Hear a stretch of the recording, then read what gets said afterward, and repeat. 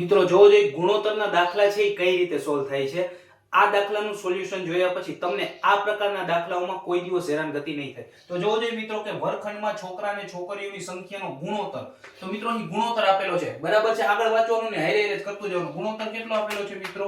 7:5. જ્યારે પણ ગુણોત્તર આપેલો હોય, બરાબર છે, ત્યારે દરેક ગુણોત્તરની પાછળ x અથવા તો y તમને જે ફાવે, બરાબર છે, એ આલ્ફાબેટ જોડી દેવાનો. હું અહીં x જોડું છું એટલે 7x/5x. હવે આગળ વાંચો જોઈએ. જો છોકરીઓની સંખ્યા છોકરાઓની સંખ્યા કરતા 8 વધારે હોય, બરાબર, કેની? છોકરીઓની જે સંખ્યા છે એ છોકરાઓની સંખ્યા કરતા 8 વધારે હોય, એટલે આવું થાય 7x = 5x + 8. કારણ કે જે છોકરીઓની સંખ્યા છે એ છોકરાઓની સંખ્યા કરતા કેટલી વધારે છે? તો કે 8 વધારે છે. તો આપણને શું પૂછ્યું છે મિત્રો? તો કે કુલ વિદ્યાર્થીઓની સંખ્યા શોધો. કુલ વિદ્યાર્થી આપણે ગોતવાના છે. બસ આનું સોલ્યુશન કરી નાખો એટલે કુલ વિદ્યાર્થી મળી જાય. જોવો જોઈએ x છે એટલે 5x ને આપણે આ બાજુ લઈ લઈએ તો 7 - 5x બરાબર અહીં કેટલા વધે? તો કે ઓન્લી 8. 7 માંથી 5 જાય તો કેટલા વધે? તો કે 2x = 8 એટલે 2 ચોક ને 8.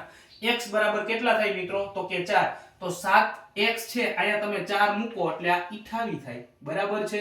અને અહીંયા 5 છે અને x છે એની જગ્યાએ 4 મૂકો એટલે 5 ચોક ને આ 20 થાય, બરાબર છે. આપણને છોકરાઓની સંખ્યા પણ મળી ગઈ અને છોકરીઓની સંખ્યા પણ મળી ગઈ. આપણને પૂછ્યું છે શું મિત્રો? તો કે કુલ વિદ્યાર્થી. તો 28 + 20. હવે ખબર જ પડે ને, 20 ચાલીને 8 48 છે. 48 જવાબ? તો કે હા આ રહ્યો. તો option D is the correct answer. તો આ થઈ કાયદેસરની મેથડ, બરાબર છે.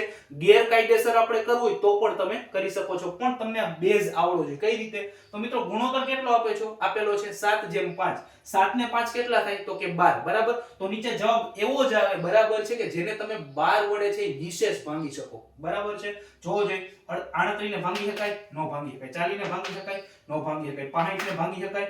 નો ભાંગી શકાય, બરાબર છે. એકમાત્ર જવાબ છે 48, જેને આપણે 12 વડે ભાંગી શકીએ છીએ. તો આ રીતે ગુણોત્તરના દાખલા છે એનું સોલ્યુશન તમારે કરવું જોઈએ. Thank you so much.